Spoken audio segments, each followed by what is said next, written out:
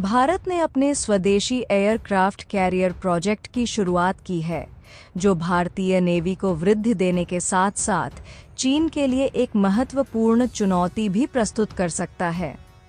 इस प्रोजेक्ट के तहत भारत ने 6 अत्याधुनिक एयरक्राफ्ट कैरियर्स बनाने की योजना बनाई है। यह कदम न केवल भारतीय नेवी को और अधिक शक्तिशाली बनाएगा, बल्कि देश की आत्मनिर्भरता को भी प्रोत्साहित करेगा। इस प्रोजेक्ट के अंतर्गत नए एयरक्राफ्ट कैरियर्स का नाम INS विशाल होगा, जो इसके पूर्व अनुभव के साथ साथ और भी शक्तिशाली होगा। यह एयरक्राफ्ट न केवल भारतीय समुद्री शक्ति को नई ऊंचाइयों पर ले जाएगा, बल्कि भारतीय कंपनियों को भी वैश्विक स्तर पर मान्यता प्राप्त करने में मदद करेगा।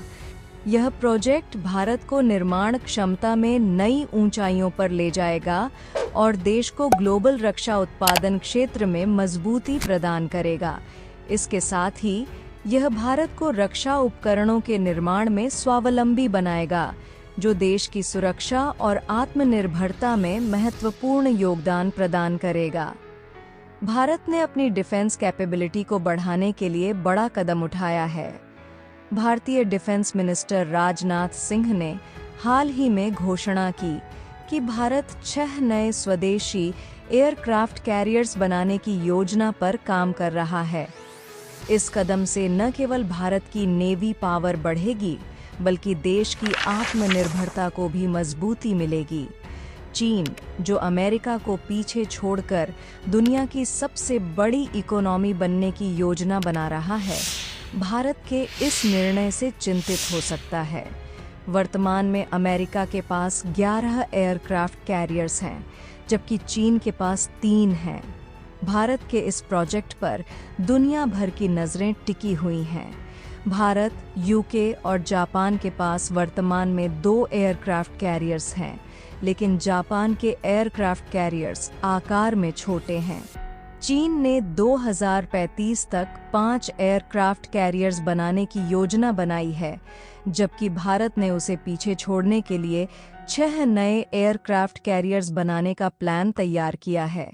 ये सभी कैरियर्स पूरी तरह से मेड इन इंडिया होंगे, क्योंकि INS विक्रांत बनाने के बाद भारत ने इस क्षेत्र में आत्मनिर्भरता हासिल कर ली है।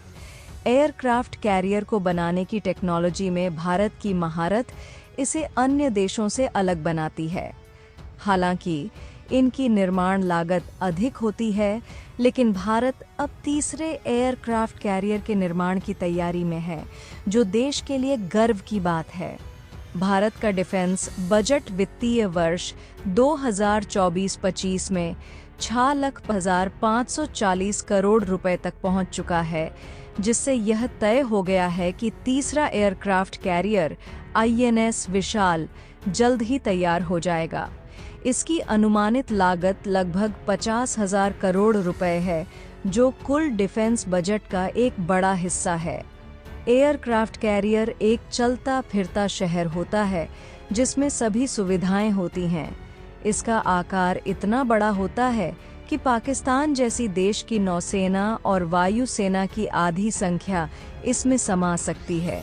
लेकिन अब आपके मन में ये सवाल आ रहा होगा कि आखिर भारत को ऐसी कौन सी ज़रूरत पड़ गई जिसके लिए भारत इन एयरक्राफ्ट कैरियर को बनाने में भारी भरकम इन्वेस्ट कर रहा है।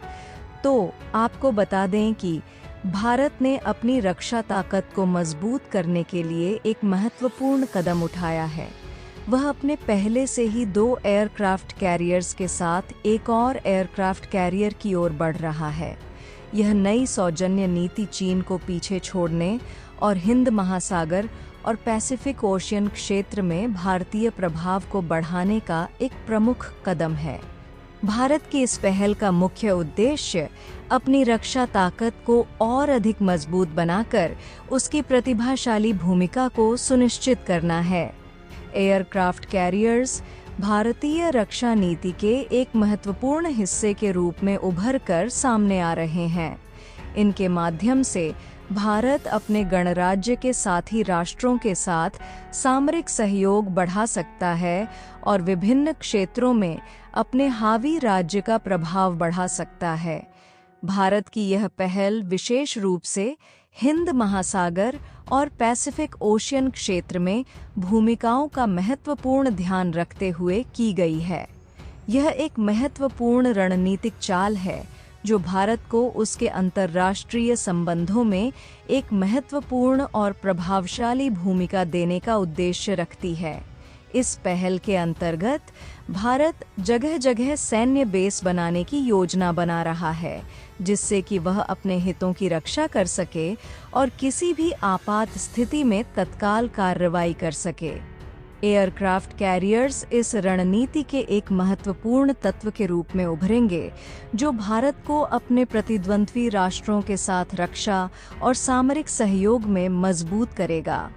एयरक्राफ्ट कैरियर्स का उपयोग भारत की सतही नाविक ताकत को और अधिक मजबूत और प्रभावशाली बनाएगा। इनके माध्यम से भारत अपनी महत्वपूर्ण रक्षा धोखे को सामरिक दृष्टिकोण से समाधान करने में सक्षम होगा और अपने प्रतिद्वंद्वी राष्ट्रों के प्रति अपने सामरिक प्रतिबद्धता को दिखाएगा। आज के लिए बस इतना ही। इस पर आपका क्या राय है? कमेंट में बताना ना भूलें। वीडियो अच्छी लगी हो तो एक लाइक ज़रूर करें और ऐसे ही वीडियो देखने के लिए हमारे चैनल को सब्सक्राइब करें। मिलते हैं किसी और एक नए वीडियो में, तब तक के लिए धन्यवाद।